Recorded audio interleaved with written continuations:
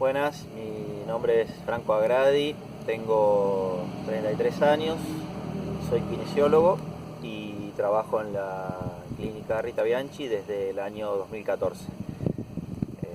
Aquí trabajamos principalmente con adultos y dentro de ese público yo pertenezco al grupo de personas con lesión medular. El rol del kinesiólogo en el área creo que es fundamental porque abarca un espectro bastante amplio de situaciones en donde va a intervenir, desde descomplejizar los aspectos respiratorios en una etapa aguda a todo lo que implica la enseñanza de destrezas y de habilidades corporales para resolver situaciones de la vida diaria con ese nuevo cuerpo del que dispone la persona con lesión medular. Eh, También va a intervenir en la enseñanza del manejo de las sillas de ruedas, así como entrar y salir de las sillas de ruedas, cambiar de superficies. Eh, bueno, y unas cuantas otras campos de intervención. Pero al mismo tiempo considero que puede ser tan fundamental como irrelevante si esa tarea del kinesiólogo no se realiza en el contexto de un trabajo en equipo con otras áreas de intervención como puede ser el área de terapia ocupacional, el área de fonoaudiología, psicología, el equipo de enfermería, por supuesto el área médica también. Es muy importante, pero siempre tiene que estar, creo, dentro de un trabajo en equipo. A nivel cardiovascular nos vamos a encontrar con tres alteraciones después de una lesión medular.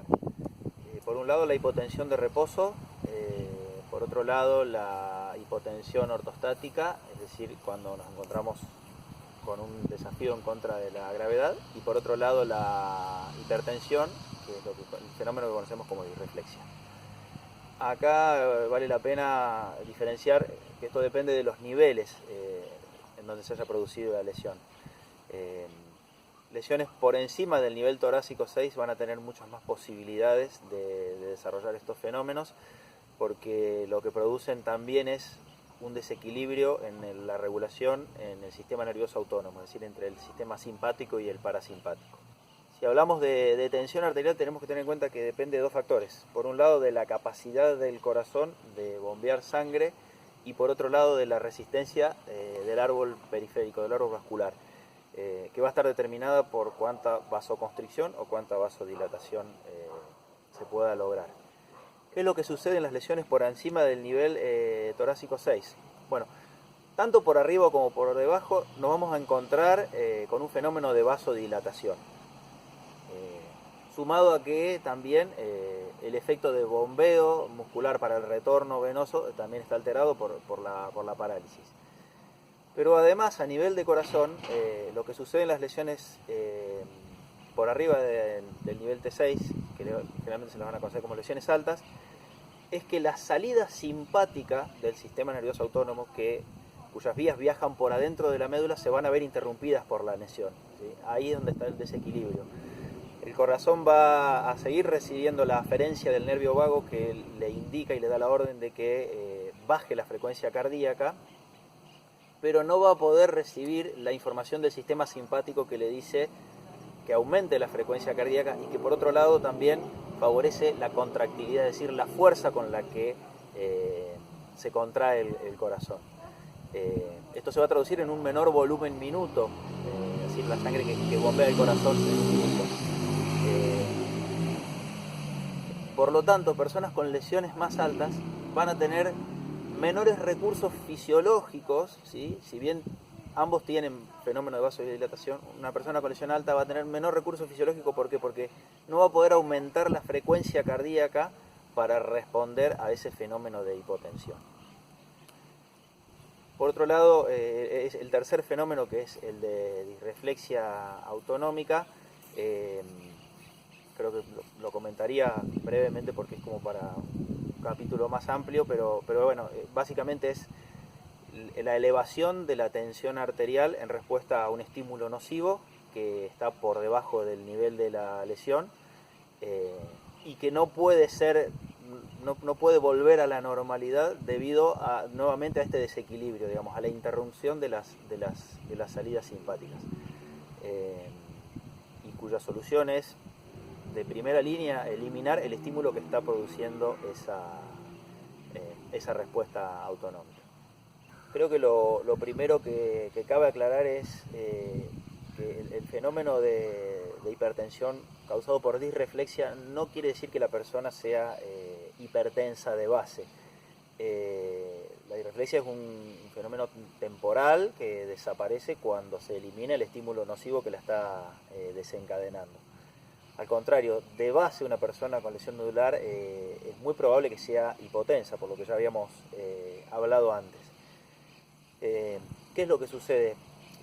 Se ha estudiado haciéndole seguimiento diario de valores de tensión arterial que una persona con lesión nodular puede llegar en un caso extremo hasta desarrollar 40 oportunidades, 40 veces un fenómeno de disreflexia durante un día. Esto produce oscilaciones muy bruscas en los valores de tensión arterial, y la respuesta vascular a esto es un fenómeno de aumento de la rigidez.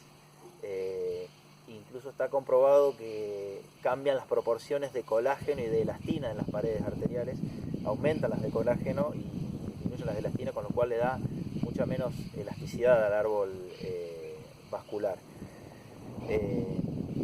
A largo plazo esto se traduce en un mayor riesgo para las personas con lesión medular de sufrir enfermedades cardiovasculares. De hecho, tienen 3 veces más posibilidades de desarrollar una enfermedad cardiovascular y 4 veces más posibilidades de sufrir una ACV una persona con lesión medular que una persona que no tuvo una lesión medular.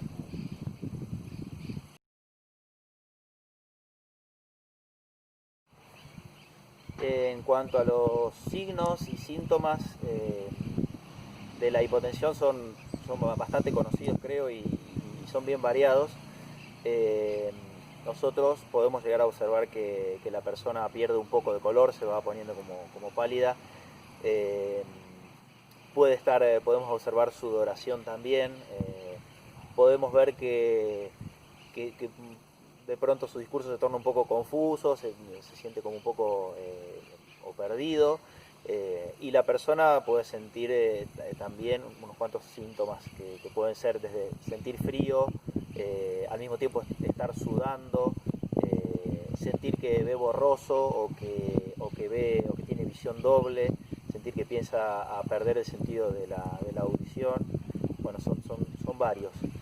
De pronto es un poco más preocupante cuando se da los episodios de disreflexia porque no siempre son sintomáticos. Es decir, una persona puede estar haciendo un episodio de disreflexia con un valor de tensión elevado y no tener síntomas, y nosotros tal vez no poder ver ningún signo a menos que el valor de la tensión ya se haya tornado demasiado elevado. En esos casos podemos llegar a observar por encima del nivel de la lesión, que es donde la persona está pudiendo compensar, porque por debajo del nivel de la lesión las respuestas de compensación van a estar interrumpidas. Podemos llegar a ver enrojecimiento de la piel y también podemos llegar a ver sudoración. Y en casos de tensión a valores demasiado elevados, también la persona puede sentir calor por encima del nivel de la lesión, puede llegar a sentir también dolor de cabeza y puede llegar a sentir también como pulsaciones, sobre todo en la cabeza.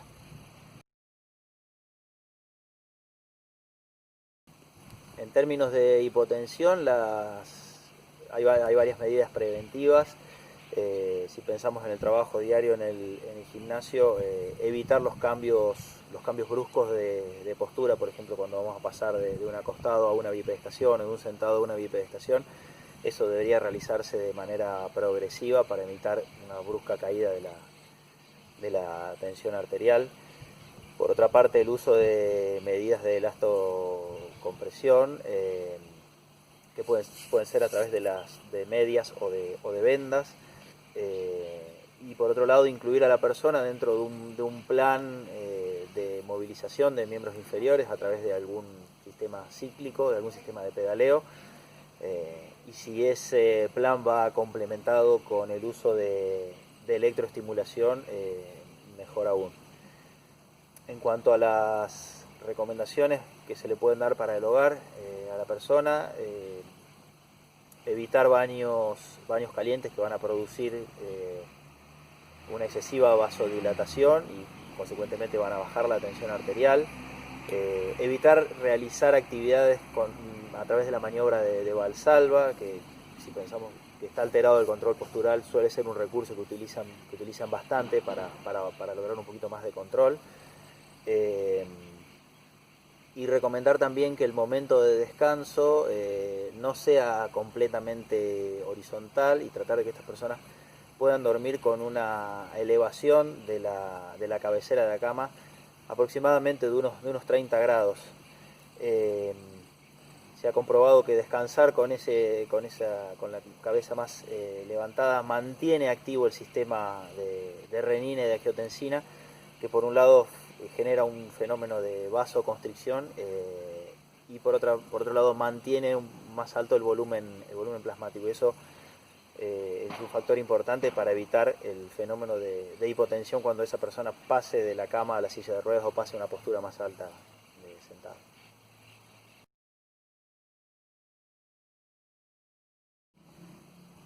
Otra cuestión a tener en cuenta, y me parece no menos importante, es que con el tiempo las personas con lesión medular e hipotensas desarrollan mecanismos de adaptación a la baja perfusión cerebral que implica la hipotensión, y entonces nos vamos a encontrar con personas que son hipotensas pero que además son asintomáticas, es decir, como que ese fenómeno no está siendo del todo registrado.